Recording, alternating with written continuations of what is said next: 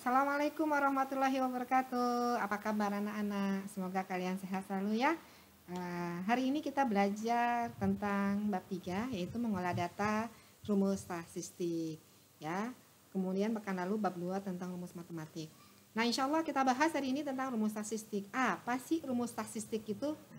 Ya, rumus statistik itu adalah fungsi menghitung data yang kaitannya mencari total keseluruhan, mencari rata-rata data, mencari nilai tertinggi, mencari nilai terendah, atau menghitung jumlah data dalam sebuah tabel. Ya, nah bentuk dari rumus statistik itu kita kenal dengan rumus yang namanya sum, average, max, min, dan count. Nah, di sini ada keterangannya. Apa sih sum itu? Sum itu untuk menjumlah data dalam suatu range. Nah, formatnya sama dengan sum, buka kurung, sel awal, titik 2, sel akhir, tutup kurung. Format penggunaan rumus diawali dengan tanda sama dengan. Kemudian tanpa ada spasi. Dan setelah penulisan rumus fungsinya diawali dengan buka kurung, diakhiri dengan tutup kurung. Ya.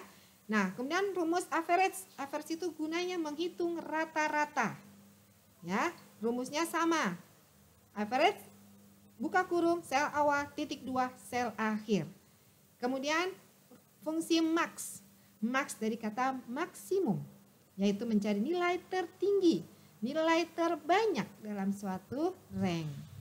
Kemudian ada rumus min. Min dari kata minimum. Ya, artinya mencari nilai terkecil atau terendah dalam suatu range. Kemudian ada lagi rumus count. Count itu menghitung jumlah data dalam suatu range. Ya, nah ini sini formatnya hampir sama semuanya, hanya beda di angka depannya ya, bahwa selalu diawali dengan sel buka kurung dan diakhiri dengan tutup kurung. Oke, kita coba ke slide berikutnya, yaitu contoh penggunaan sum. Ada beberapa contohnya ya. Di sini ada contoh pertama adalah sama dengan sum buka kurung 1,9 buka kurung. Nah, arti titik koma ini adalah dan. Jadi artinya kalau ada penulisan seperti ini, menjumlahkan angka 1 dan angka 9. Ya. Ada lagi format sama dengan sum buka kurung B5 titik 2 B10 tutup kurung. Ini artinya menjumlahkan sel antar sel ya, bahwa B5 sampai B10 berarti menjumlahkan B5, B6, B7, B8, B9, B10. Ya, jadi ada 5 data yang dijumlahkan, tapi yang ditulis hanya sel awal dan sel akhirnya saja. Kemudian ada lagi sum B5 sampai B10 dan ditambahkan angka 9. Ya, itu bukan koma ya, tapi titik koma. Ya, ini titik koma. Ya, artinya titik koma ini adalah dan. Oke. Ya, jadi kemudian ada lagi format sama dengan sum B5 sampai B10 dan A5 sampai A10. Jadi menjumlahkan 2 kolom ya, kolom B dan kolom A ya. Nah, kita coba ya contoh soalnya seperti apa. Nah, contoh ini Ibu harap kalian ngerjain di laptop ya. Kerjain, ikuti formatnya di dalam tabelnya, samakan ya. Nah, ini contoh seperti ini. Ya, di sini kita bikin tabel tentang daftar gaji karyawan PT Makmur Jaya. Ada beberapa kolom. Ada kolom nama pegawai, kolom B gaji pokok, kolom C tunjangan, kolom D gaji kotor, kolom E potongan, kolom F gaji bersih. Oke, nama pegawai ada Hasan, Dewi, Susan, Jainal, Arifin, Khairul, Yulia. Itu ada 7 nama pegawai. Dengan gaji pokok yang berbeda-beda, tunjangannya berbeda-beda. Potongan pun berbeda-beda. Yang ditanyakan adalah berapa sih gaji kotor dan gaji bersihnya? Nah ya, kita lihat ketentuan soalnya. Gaji kotor itu didapat dari gaji pokok dikalikan tunjangan. Gaji bersih, gaji kotor dikurangin potongan. Kita kembali lagi ke tabel. Ya, nah di sini gaji pokok si Hasan ada 256.000 itu di kolom B5. Kemudian tunjangannya 45.000 ada di kolom C5. Berarti cari gaji kotor adalah gaji pokok dikali tunjangan. Ya, kamu cukup menulis selnya saja. 256.000 itu ada di sel B5. Kemudian 45.000 ada di sel C5.